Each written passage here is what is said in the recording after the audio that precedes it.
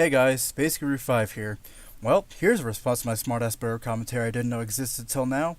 Let's just jump right into it, shall we?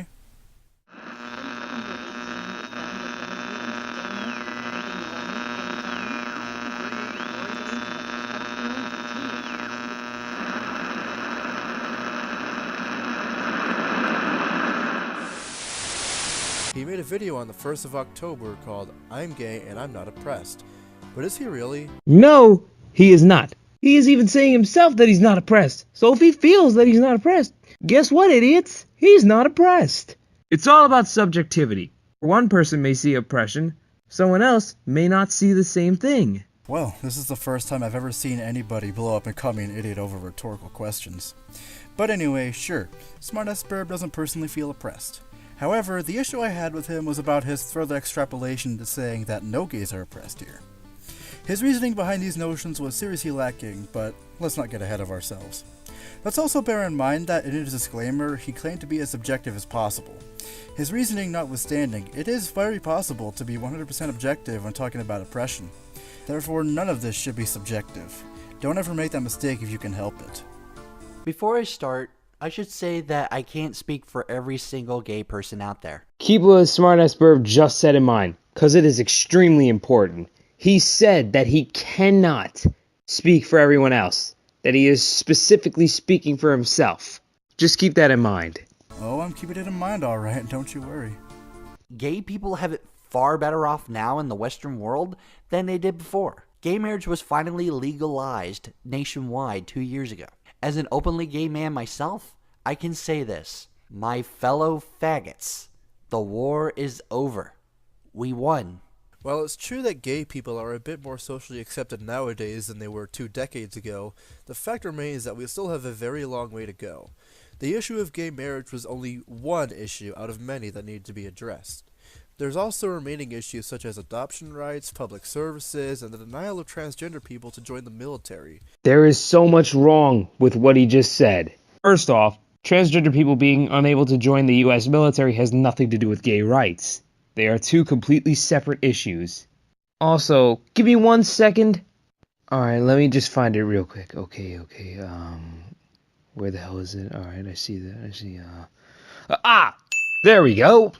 So yeah, gay couples do in fact have adoption rights. And yes, these are in fact the same adoption rights that straight couples have. I'll admit that I fucked up on the whole transgender troops thing. However, I'm a bit iffy on your point about adoption rights, primarily because you use Wikipedia as your source. Wikipedia should never be treated as a legitimate source because anyone can edit pages to say anything on there. Plus, the section you included doesn't even have any citations attached to it, so I can't even be sure it's correct. That in mind, I found this. Even if the Supreme Court ruling is true, there's still the issue that most states aren't explicit on LGBT adoption rights. Plus, there's a handful of states that can refuse LGBT adoption if it goes against religious beliefs. So even though LGBT adoption is legally validated by the Supreme Court, its enactment across the country is a bit iffy still. Did you not have anything to say about the issue of public services, or are you just saving those points for later on when I talk about them? A little clarification would be nice. That's just a few of the issues that still need to be addressed, by the way. I wouldn't say that the war is over, per se, and I wouldn't really even call it a war. I'd still say that we can call it a war.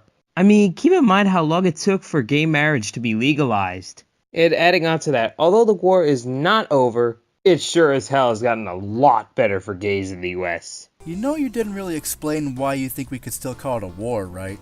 And so what if it's gotten a lot better for the gays in the USA? There's still a whole number of issues that need to be addressed here still. Just because things are better than they were doesn't mean there aren't any problems after all. There's a huge difference between fewer problems and no problems. Get to know that difference. And since we're talking about poor word choice, I also want to comment on your unironic usage of the word faggot. I get why people try to reclaim old schoolers from bygone days, but that doesn't make any of those efforts any less try-hard or ridiculous. Just the mere idea of a group of people reclaiming a derogatory term as a means of sticking it to the detractors only rubs salt in an already open wound. If you really want this shit to stop, you should focus more on reconciliation than reparation. Otherwise, you're not any better than the people who oppress disenfranchised groups of people to begin with. Not to mention, there are still plenty of LGBT people who take great offense to the word faggot, so your usage of it like it's no big deal makes you look even more foolish and myopic. Do you remember what Burb said in the beginning? Before I start, I should say that I can't speak for every single gay person out there. He said that he cannot speak for all gay people. Do you mean to tell me that he can't speak for all gay people? I didn't catch it the first time. He is specifically speaking for himself. Also, I wouldn't say that his use of the word faggot was offensive. Sure, it's a derogatory term, but the context in which he used it was neither offensive nor derogatory. That's not the point I was trying to make there. I never claimed that his usage was offensive.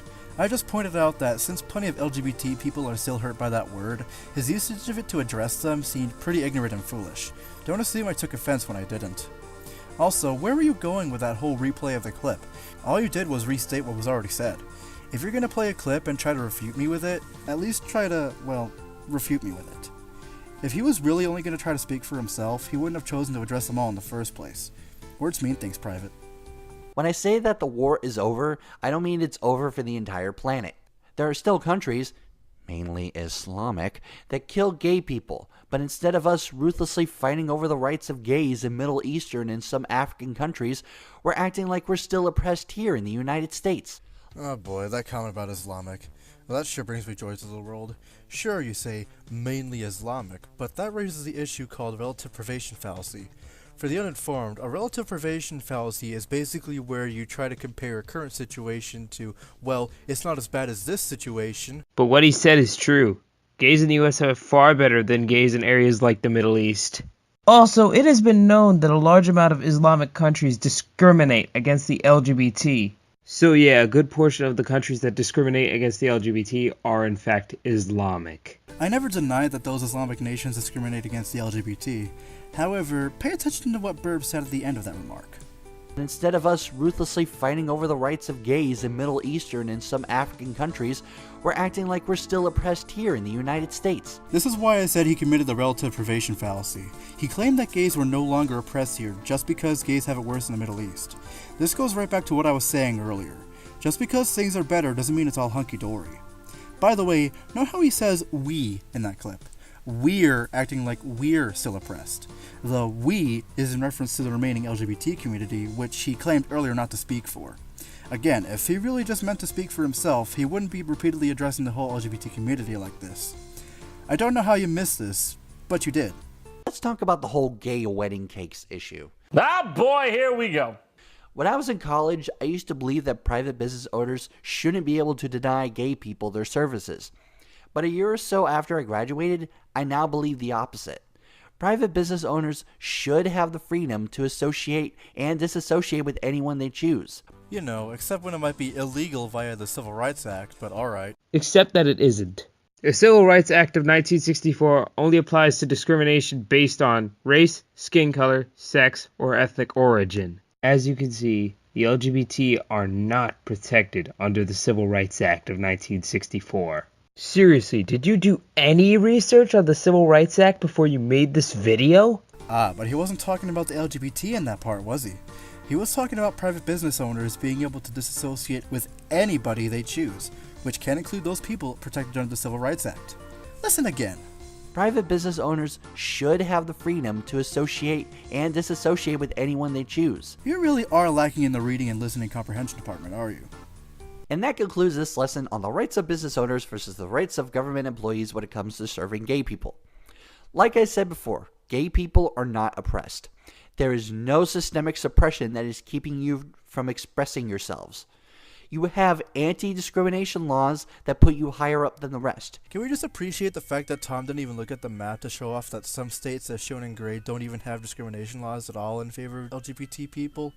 Or at least I'm assuming that it is, seeing how there is no key to tell you which color is which and what it means. Maybe a Google image search can help me out here. Now, while I do agree that Burb should have explained what those gray areas were, you do realize you just contradicted yourself, right? Let's take a look, shall we? Private business owners should have the freedom to associate and disassociate with anyone they choose. You know, except when it might be illegal via the Civil Rights Act, but alright. Not only was that untrue, as gays are not protected under the Civil Rights Act, but you would end up contradicting yourself in your own fucking video. Fucking hilarious. I appreciate the straw man you set up for me too. But yeah, you sure proved me wrong.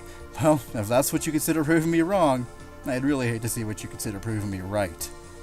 That's how this Roadrunner runs, folks. There isn't much else that I can say here that I haven't already said. I'll just leave it at this. My biggest problem with your video is the fact that I do not think you did enough research. Like how you seem to know little to nothing about who is protected under the US Civil Rights Act. If that's your only parting thought on my video, you really didn't listen to anything that I was saying in it. That's about it for today, folks. I'm Space Guru 5, and as always, take care.